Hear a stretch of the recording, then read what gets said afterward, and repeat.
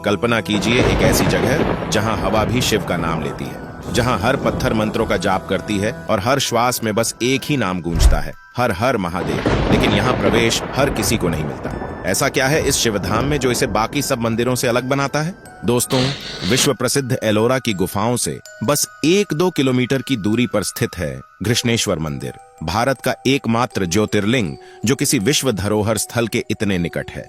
लेकिन इसकी पहचान सिर्फ इसकी भव्यता से नहीं है, इसके गर्भ में छुपी है एक ऐसी रहस्यमयी कथा जिसे सुनकर आपकी आत्मा भी सिहर उठेगी।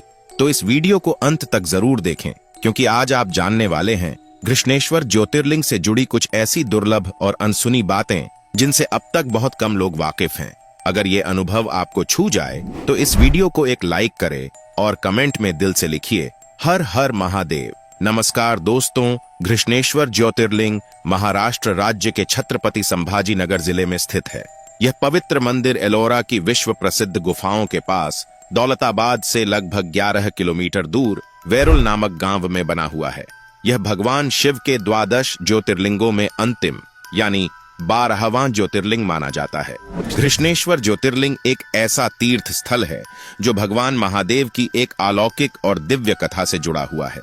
इस मंदिर का उल्लेख प्राचीन पुराणों में भी मिलता है। शिव पुराण कोटिरुद्र संहिता के अनुसार दक्षिण प्रदेश में देवगिरी पर्वत के निकट सुधर्मा नामक एक ब्राह्मण अपनी पत्नी सुदेहा के साथ निवास करते थे।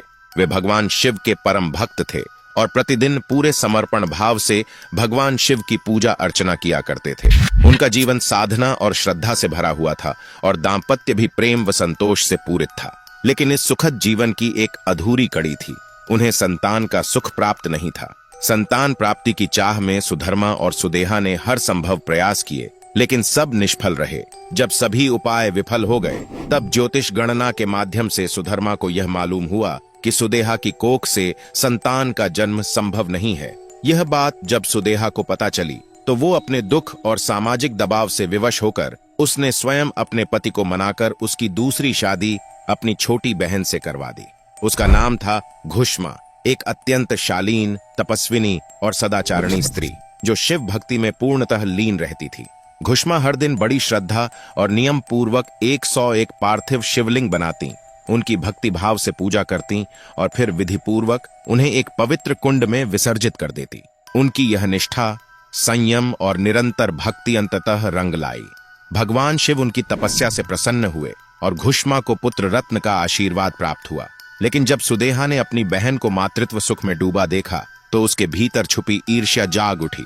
भक्ति और प्रेम की जिस भूमि पर वह खड़ी थी, वहां अब जलन और असहिष्णुता ने जगह बना ली थी। ईर्ष्या ने सुदेहा को अंधा कर दिया और एक रात उसने घुष्मा के पुत्र की हत्या कर दी। इतना ही नहीं, उसने उस मासूम का शव उसी पवित्र कुंड में फेंक दिया जहां घुष्मा प्रतिदिन अपने शिवलिंग विसर्जित किया करती थी। जब घुष्मा को अपने पुत्र की मृत्यु का समाचार मिला तो उन्होंने विलाप या क्रोध नहीं किया। उनका मन व्याकुल था, लेकिन आस्था अडिग। उन्होंने शिव की पूजा उसी शांत भाव से जारी रखी जैसे कुछ हुआ ही ना हो।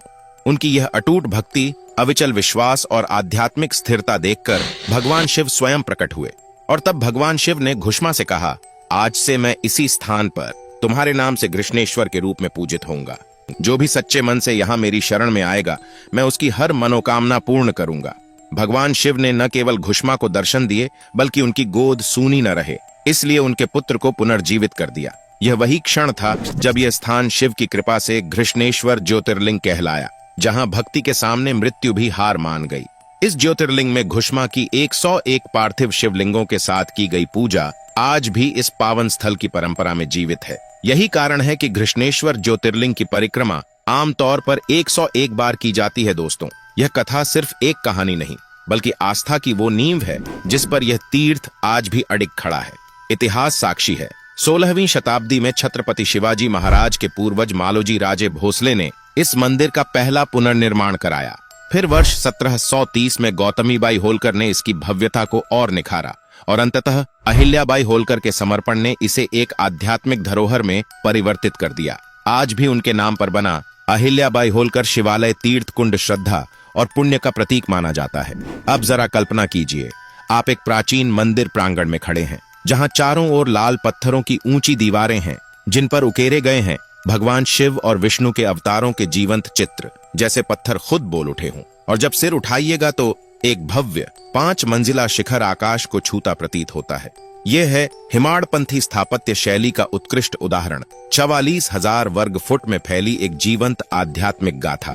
गर्भगृह में पूर्वाभिमुख शिवलिंग विराजमान है और ठीक सामने प्रतीक्षारत नंदी। हर पत्थर कुछ कहता है, हर दीवार पर इतिहास सांसें लेता है। यहाँ शिव ही शून्य है, शिव ही अनंत, और इस धाम का कण कण शिवमय है। लेकिन घृष्णेश्वर सिर्फ भव्यता नहीं सिखाता, यह विनम्रता का पाठ भी पढ़ाता है। यहाँ गर्भगृह में प्रवेश से पहले पुरुषों को कमर के ऊपर का वस्त्र उतारना होता है। एक परंपरा जो बताती है कि ईश्वर के सामने सब समान है। चमड़े की कोई वस्तु जैसे बेल्ट या पर्स भीतर नहीं ले जाई जा सकती। और सबसे अहम बात, यहाँ केवल प्रवेश नहीं होता, यहाँ दर्शन होता है। और वो दर्शन सिर्फ शरीर से नहीं, आत्मा से होता है। अब अगर यात्रा की बात करें तो घृष्णेश्वर मंदिर तक पहुंचना बेहद सहज है।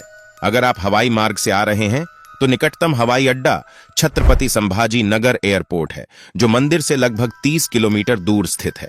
रेल मार्ग से आने वालों के लिए छत्रपति संभाजी नगर रेलवे स्टेशन सबसे उपयुक्त है, जहां से टैक्सी या बस के माध्यम से मंदिर तक आसानी से पहुंचा जा सकता है। और अगर आप सड़क मार्ग से यात्रा कर रहे हैं तो यह जान लें कि एलोरा की विश्व प्रसिद्ध गुफाओं से यह मंदिर मात्र 1 से 2 किलोमीटर की दूरी पर है। कुछ ही मिनटों में आप मंदिर के द्वार पर होंगे।